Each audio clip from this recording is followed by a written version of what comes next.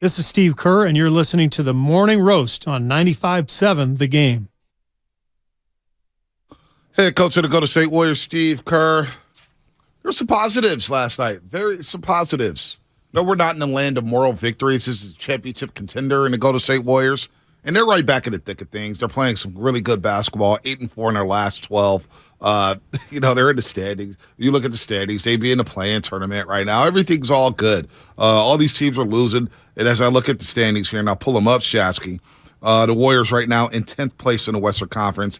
They're 4 games behind the Phoenix Suns for the top spot, 3 games behind Denver for the second spot, 2 games behind the Pelicans for the third spot. I think they're in the right spot here as they come back home to take on the Bulls and Rockets for a back-to-back, then a big-time road trip coming up on the East Coast, which really is going to tell us a lot about the Golden State Warriors and some of this rotation. So, look, they're going to be fine. I want to get to something Barkley said in a little bit, Shasky, but last night I felt good after the game. I don't know why. Like, I usually don't feel good after losses. I felt good last night.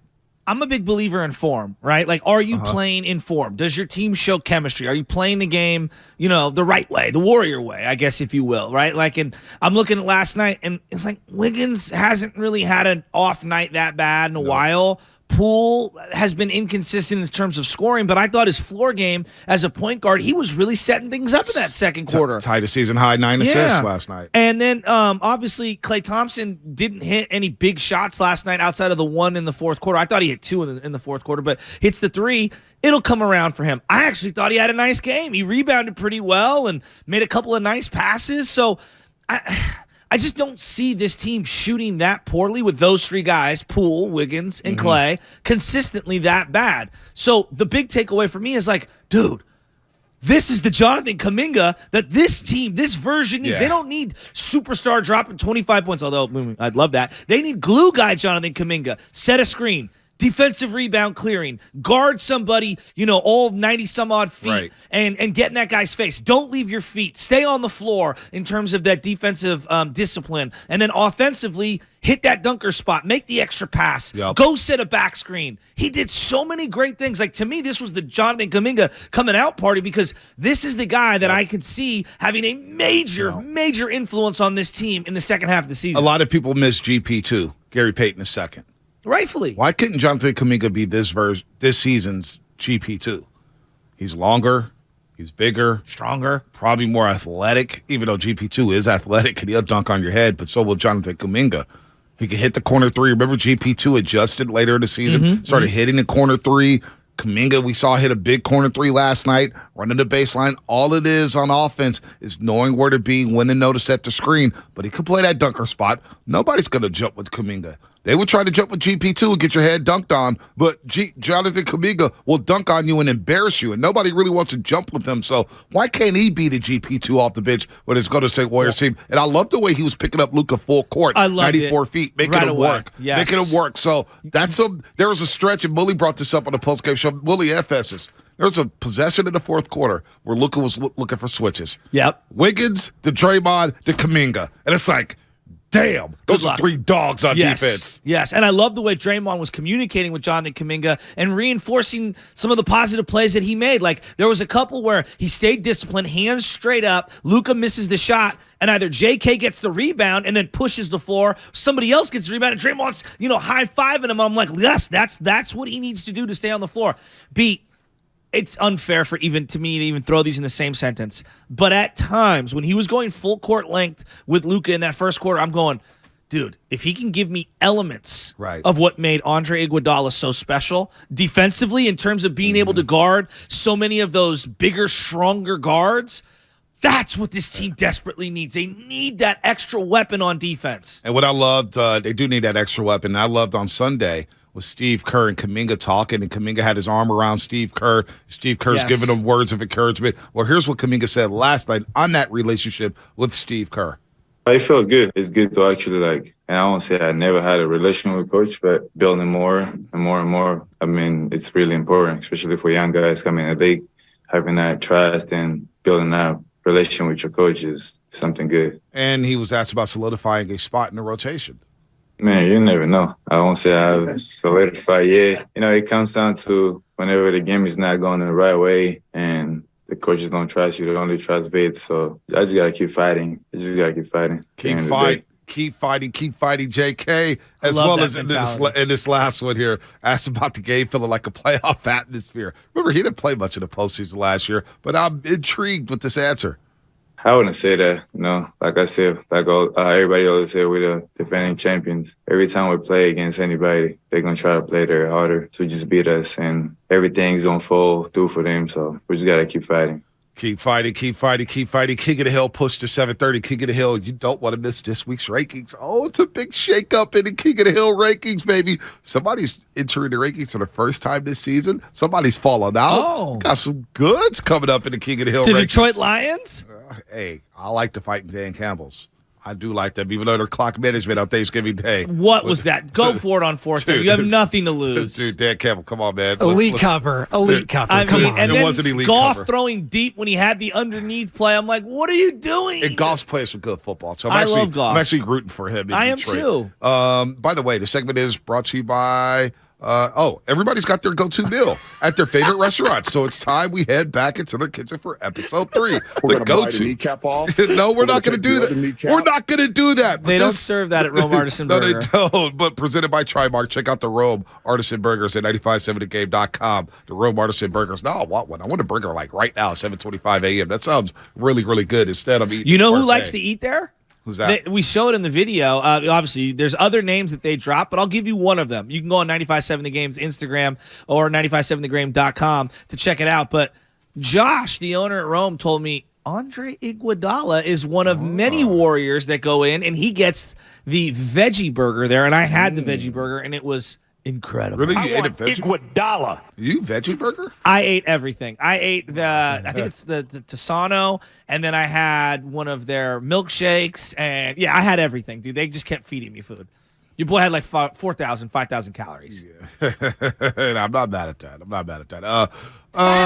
It's a day that ends in Y. Somebody wants to bring up James Wiseman. James Wiseman's in Santa Cruz right now. What did he have to do with anything that happened yesterday? I don't know. He always has something to do with the Golden State Warriors. Always. Warriors lose last night, 116 to 113. Did you like the Dallas Mavericks jersey, Sponte? I did not like the Really? Canucks. Yeah, I'm not a big fan of them. I love those jerseys. They're a little too basic for me. No, see, to me, they remind me so much of their early 90s Jason Kidd, Jamal Mashburn jerseys. Just wear those. The Special J's. Yeah, but I kind of liked them. Last night, it was like, I like them. I'm a big fan of them. I was lukewarm on them. I was Okay. lukewarm. The Curse of Dallas, that was okay. It kind of had like a 70s feel to it. Wasn't bad. The graffiti wasn't the ones greatest. were good. Wasn't bad. You didn't like the graffiti ones? I think that they're pretty cool jerseys. I like those ones, and I would be all for them switching to those full time. Well, I want to get to this Barkley sound real quick before we get to King of the Hill. Barkley, yes. I think this was on the podcast with Taylor Rooks, if I'm not mistaken. But remember Barkley said earlier this season that, Klay's not going to be the same Klay. He's going to be a shell of himself. Draymond Green's going to be a shell of himself. And Klay went off after the game saying, of course not. Duh. Of course I'm not going to be the same. I missed 2 years. Damn it. Blah, blah, blah, blah, blah. Well, Charles Barkley replied to that. And here's what he had to say about Klay Thompson's response, I believe, on the podcast with Taylor Rooks. Klay's still a heck of a player, but he's never going to be that best two guard in the NBA that he was for a long time because of age, Achilles, and ACL. And I was disappointed that he overreacted because he 100% overreacted. Because I said, kid's still a good player, but his days of being the best two guard in the NBA, because I'm going to tell you what happened that night, because I've been there. Devin Booker was kicking his ass.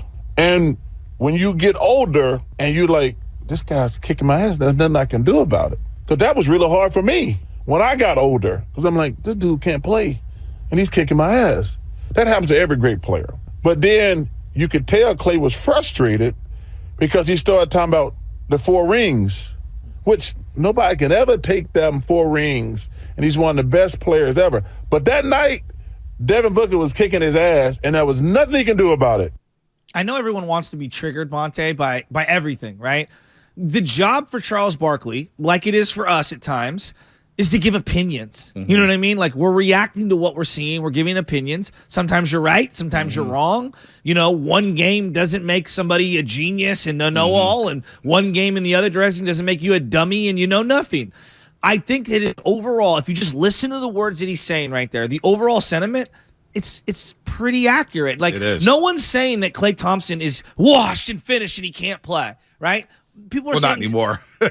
I'm kidding. I'm kidding. Well, I mean, even I think you should have seen my timeline 3 weeks ago.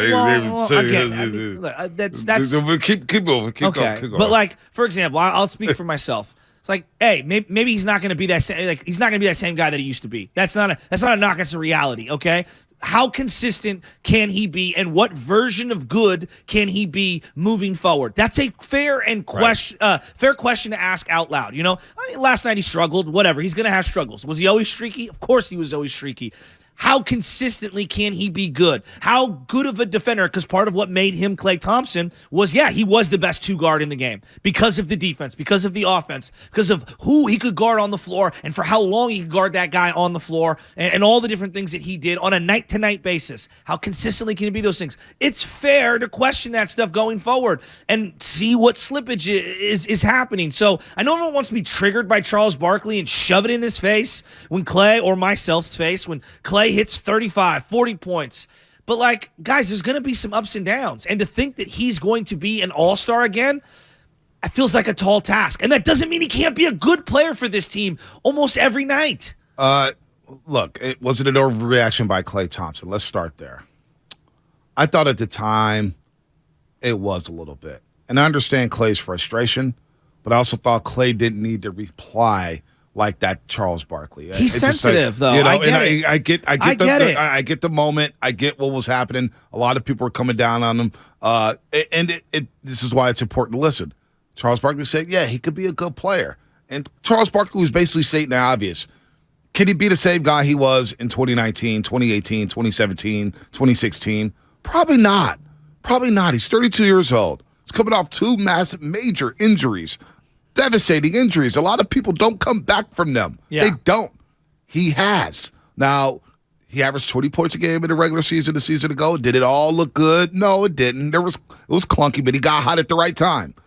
Is he going to be the defender he was back in 2019, 18, 17? No, this league is different. There's younger, more athletic players. Devin Booker. You mentioned Devin Booker kicking his ass that night. Devin Booker's a baller. He's kicking everybody's ass. Exactly. And now he's grown up. He's not the same Devin Booker Klay faced in 2018 and 19. He's a different version. He's now one of the top 2 guards, offensive 2 guards in the league. Defensively, he still gets blown by. He's got to get better on that end. He has gotten better on that end. He has moments. So I thought Klay Thompson, Barkley was spot on there saying that. I just thought he overreacted. I still said he was a good player, but, you know, that's the nature sometimes. A lot of these guys, and Klay Thompson is a sensitive guy. And I said, that's okay. I love that about Klay Thompson. He shows that he's vulnerable. I appreciate that as a pro athlete. He's vulnerable. He admits when the trolls get to him. He admits that, hey, I need to take a break from social media. I'm thinking too much.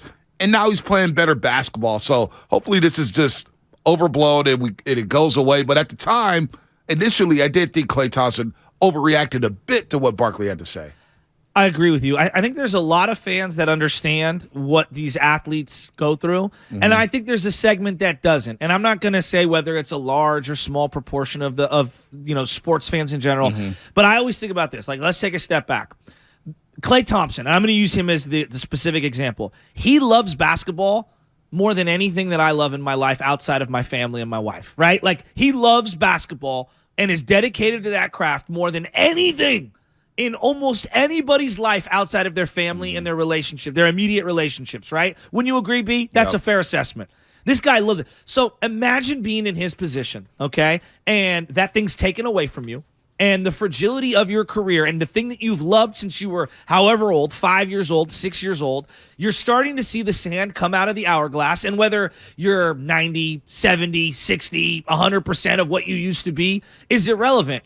You are going to be sensitive to that thing that you hold so dear in your life slowly coming out of your grip. Like, I get him being insecure about that. Like, I totally understand that. And now he's playing better. He's using it as motivation. Of course. Klay Thompson, he's back to being the Klay Thompson, at least from last season. I think the lateral quickness is coming back on defense a bit. I thought he played some solid defense yesterday. Is he the defender that he was?